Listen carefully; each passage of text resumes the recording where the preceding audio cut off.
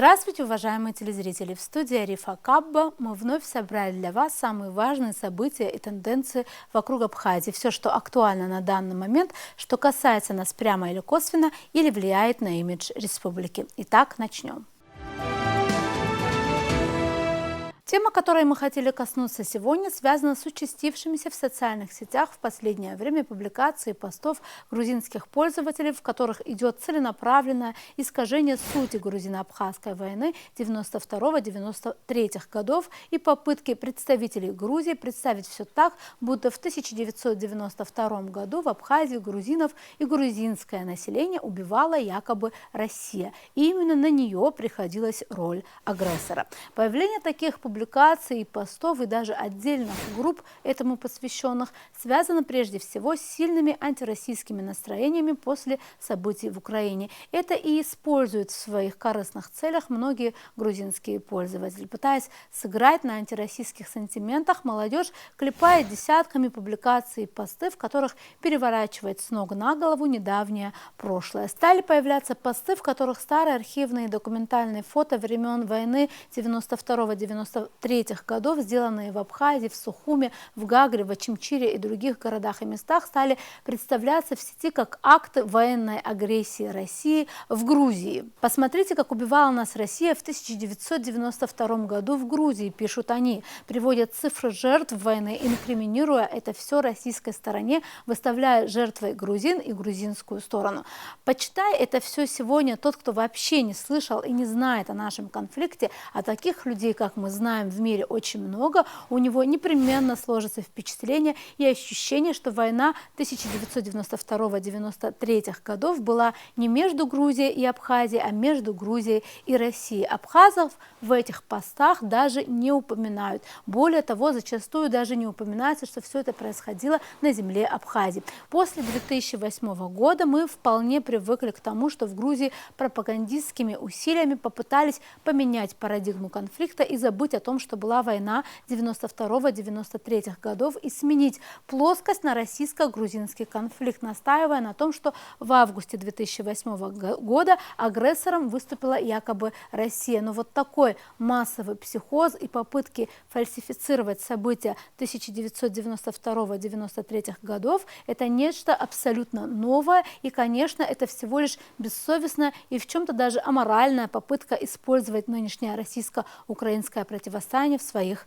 целях. Такие посты набирают много просмотров, репостов, под ними обычно разгорается целая полемика пользователей, но все это, конечно, не помогает доносить альтернативную информацию до пользователей соцсетей. «Голос Абхазии», наша точка зрения и то, как на самом деле все это происходило, здесь эта информация, которую часто знаем мы внутри, но возможности донести ее до мира у нас никогда особо не было, посчитали многие абхазские пользователи интернета, и в ответ на посты и публикации грузинской молодежи стали создавать в социальных сетях, особенно в Инстаграме, различные публикации и сообщества, в которых аргументированно, ссылаясь на статьи, публикации, интервью, архивные материалы и фотографии, рассказывают в подробностях о том, что происходило в Абхазии в 1992 и 1993 годах на самом деле и кто в действительности являлся агрессором. За последние 2 недели появилось сразу несколько страниц в Инстаграме, посвященных этой тематике. Принципиально, что все они ведутся в основном на английском языке и потому в первую очередь рассчитаны на внешнюю аудиторию. Одной из этих страниц является созданная буквально неделю назад страница в сети Media Attack, которая позиционирует себя как независимый молодежный медиажурнал. На этой странице создатели группы пытаются касаться именно тех тем, которые часто искажают грузинские пользователей в соцсетях, развенчивают некоторые любимые мифы, которые в ходу у большинства в Грузии, о том, что абхазы, например, это грузины, о том, что, дескать, Абхазия всегда была частью Грузии и не существовала вне ее, о том, что, цитата, «почему же, если вы абхазы, у некоторых из вас грузинские фамилии», о том, что Абхазия является якобы оккупированной Россией территорией. Более того, на подобных страницах появляются то, что сейчас очень популярно в любом медиа, в любых СМИ личные истории тех людей, которые пережили войну и являются ее свидетелями. Так напрямую от нас мир услышит через соцсети об истории Рады Богателя, о вертолете, сбитом над Латой и о других подобных трагедиях. Хотим отдельно отметить, что создание всех этих страниц – это личная волонтерская инициатива молодых людей. И на своих страницах, в частности в Медиа-Атак, в дальнейшем они планируют затрагивать вопросы не только с политическим и историческим контекстом, но и важную информацию о социальной, культурной жизни в Абхазии доносить до пользователей соцсетей. В этой передаче мы хотели бы предложить вашему вниманию интервью с теми, кто в частности создал страницу Медиа-Атак. Мы пригласили в нашу студию ее соавтора, выпускницу лингвистического факультета Российского университета дружбы народов Алису Агарба. Алиса, здравствуйте, рада вас приветствовать. Здравствуйте. Расскажите, пожалуйста, как пришла идея создать эту страничку? Я уже рассказала телезрителям о том, чем вы занимаетесь. Это совсем недавно вы ее создали, насколько я поняла, неделя, да, может быть, даже меньше. Почему вы решили ее создать? На самом деле, сама цель создания вот такой вот страницы пришла к нам уже довольно давно. Просто такой очень сильной мотивацией и своего рода толчком послужило именно вот последние события, связанные с такими локальными информационными войнами, скажем так, между абхазами и грузинами. Вы, возможно, слышали эту ситуацию с Кантемиром Балаговым, которая послужила вот тем толчком. Я в том числе активно участвовала в комментариях.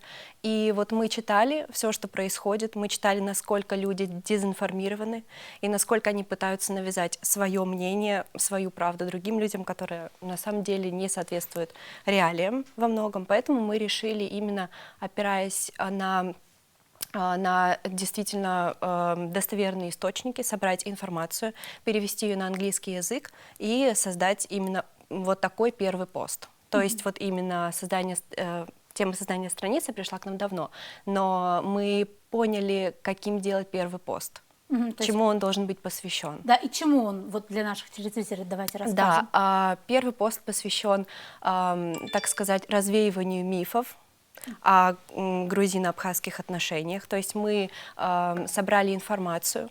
Для нас было очень важно взять источники такие, которые бы не подвергались сомнениям с их стороны. То есть поэтому у нас источники именно грузинские. Да, что было очень важно. И причем это далеко не последние люди в истории Грузии. Они сделали очень много. Один из них Джавахишвили, это очень-то корифей, известный историк, и никто, конечно же, не смел ничего писать по этому поводу. Все равно было видно то, что люди, не читая даже пост, писали все равно то же самое, но мы заметили, как изменилась их риторика. То есть они перестали уже приводить вот эти самые аргументы. То есть наша информация в нашем посте была довольно исчерпывающей, и еще и подкрепленная фактами. То есть и мы не пытались их унизить, мы абсолютно не вели себя так, как ведут они. То есть для нас было это также очень важно, представить свою страну очень достойно. Да, это именно интересно, что вы начали, вот я поэтому к вам и обратилась, что я заметила, что вы опираетесь на интервью тогдашних очень весомых политиков, министров обороны, прочих людей, да, то есть используете, по сути, и везде делаете ссылки, да, как, и я напомню телезрителям, возможно, не все знают и не все имеют доступ к соцсетям, да просто не каждый получил эту информацию о том, что они, например, очень часто грузины вот сейчас, когда вот случилась вот ситуация в Украине, да, вот противостояние, которое там происходит, они стали использовать, вот я уже рассказала об этом в передаче, пытаясь, теперь уже представляют себя жертвами России, даже в 92-м году они говорят, что главный агрессор был Россия, как бы убирая с себя эту вину, и самое главное, они приводят фотографии, да, вот какие-то документальные фотографии иностранных журналистов, которые тогда здесь бывали, ссылаясь на них, а потом оказывается, что эти люди пишут там комментарии под этой же публикацией, говорят, что они не имеют никакого отношения к этой ссылке, что все это фальсифицировано. И в этом контексте очень важно именно, что вы приводите вот именно как базу, как делаете вот ссылки, даете, мне кажется, что это очень важно. Скажите, почему вы решили такое внимание уделить английскому языку? Кто пишет эти посты, вот, и кто вообще ведет эту страницу, кто авторы? Авторами являемся я и мой друг Умар Харчалава. Я лингвист-переводчик, он международник, то есть мы оба владеем английским языком. И для нас очень важна именно направленность на англоязычную аудиторию, потому что мы понимаем, то, что эти люди более-менее непредвзято могут взглянуть на Абхазию, на то, какова ее история, традиции, культура, и какая она сейчас. То есть для нас это действительно очень важно, именно направленность на англоязычную аудиторию. Также очень много турецких абхазов нам отвечают и в директ, и пишут то, что вы должны создать страницу в Твиттере тоже. Нам очень важна их поддержка в том числе. То есть люди, которые не знают русского языка, не знают абхазского языка, они для нас очень важны на самом деле тоже. Да, и по сути получается же, что вы даете, вот даже если вот представить себя каким-нибудь иностранцем, который никогда не слышал о нашем конфликте, но сейчас как-то активно интересуется всем, что происходит, да, читает посты там, грузинских пользователей, у него есть одна информация, а вы по сути даете ему альтернативную информацию, даже если он не хотел бы или не хотел бы, он может теперь... Что все на самом деле далеко не так, как им кажется, да, что есть и другая сторона правды, так скажем, и во многом то, что и у них очень много дезинформации на самом деле. Вот. И это очень важно, конечно, показать и свою сторону. Хорошо, Алиса, а скажите, пожалуйста, вот есть ли еще, появилась ли вот после вашей инициативы, а может быть и до, мне кажется, что тут не важно, кто первый, кто потом, какие-то другие группы подобной направленности, или которые тоже бы по-английски доносили бы для, вот, получается, пользователей соцсетей со всех стран такую вот интересную информацию о нас, да, о нашем прошлом недавнем? Да, на самом деле был еще до создания нашей страницы, был запущен флешмоб, вы наверняка слышали о нем, с хэштегом We Are Abkhazia. То есть ребята наши местные запустили флешмоб такой, я могу даже назвать мальчика Лаша Арестава, он запустил этот флешмоб, он рассказал о себе, написал: меня зовут Лаша, я родился в такой-то, такой-то стране. И, знаете, так, это очень действительно вызывает сочувствие, и это очень трогательный пост. И вот ребята наши местные начали писать, поддержали этот флешмоб. Многие стали писать от своего имени. Да, совершенно верно. Но потом вот этот хэштег превратился, на самом деле, непонятно во что, потому что там вот ты переключаешься на него, и там совершенно не то, что ты ожидаешь увидеть. То есть там флаг, Грузия, там вот, ну, в общем, сами понимаете, что они с ним сделали. Да. Они захватили этот хэштег. Вот. После этого ребята начали писать на своих страницах о нашей истории. И очень важно то, вот если посмотреть в комментариях, да, дискуссии наши, то можно заметить, насколько мы все-таки, абхазская аудитория, не опускается до уровня оскорблений или не пытается каким-то образом задеть или обидеть, да, чувства другого человека, ну, наших оппонентов, в данном случае это грузины. То есть это вы с собой целью не ставите, да, вот именно такое унизительное какое-то? Нет, совершенно. Это для нас очень важно, то, что мы представляем не только свое личное мнение, свою страну. Это для нас очень важно, чтобы люди видели, ну, просто даже на сравнении, то, что эти люди, я даже стараюсь комментарии не удалять такие, чтобы люди сами видели, кто есть кто и почему именно так. То есть в междоусобчик, перебранку это все не превращается, нет. Да? Вот и нет такой Да, цели. мы стараемся до этого, нет, абсолютно, мы не хотим этого. Мы говорим свою правду, и люди видят, насколько это аргументировано, подкреплено фактами, и они сами делают свои выводы.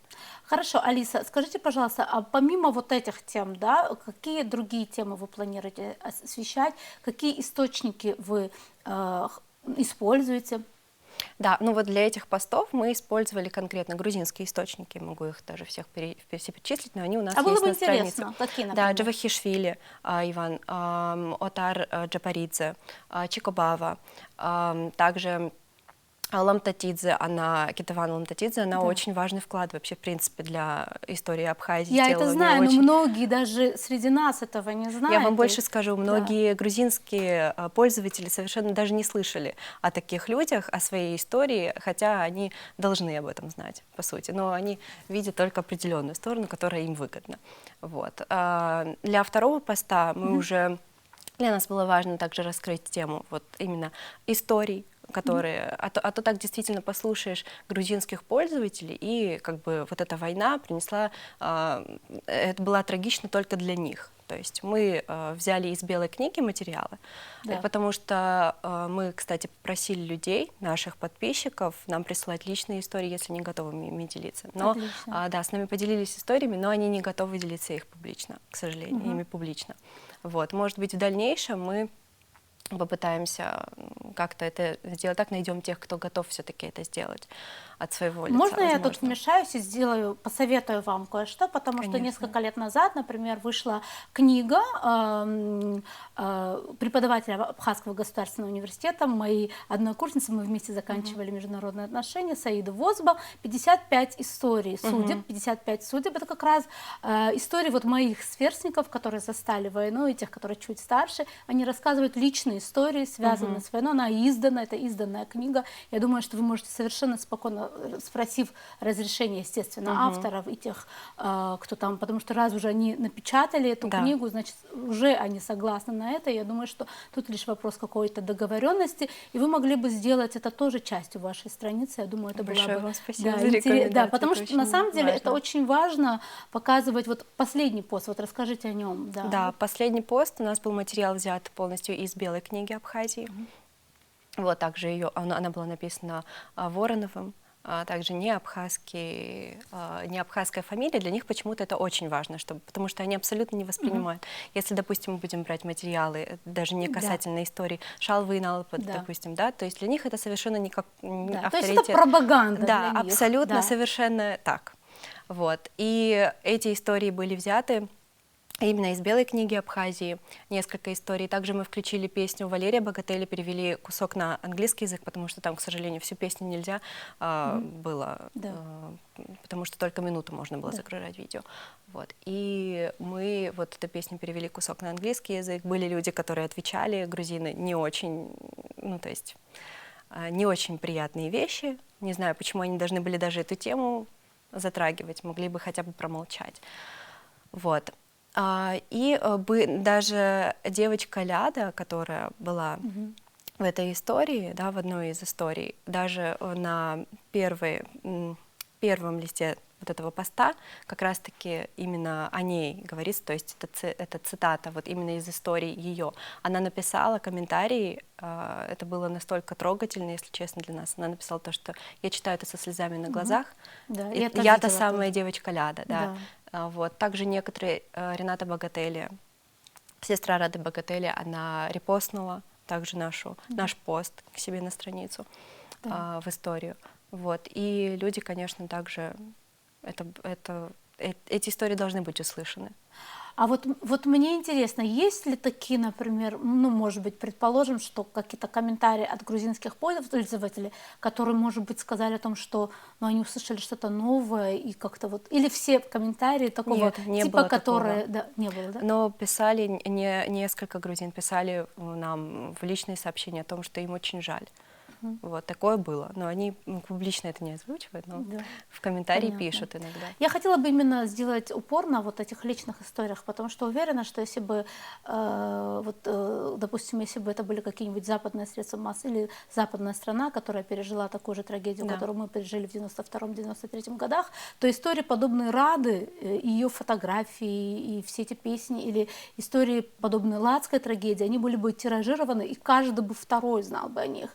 И мне кажется, вот в этом контексте очень важно рассказать о своей боли. Это вот, потому что наш голос не слышен вообще. Да, мы были абсолютно изолированы информационно, это на самом деле так.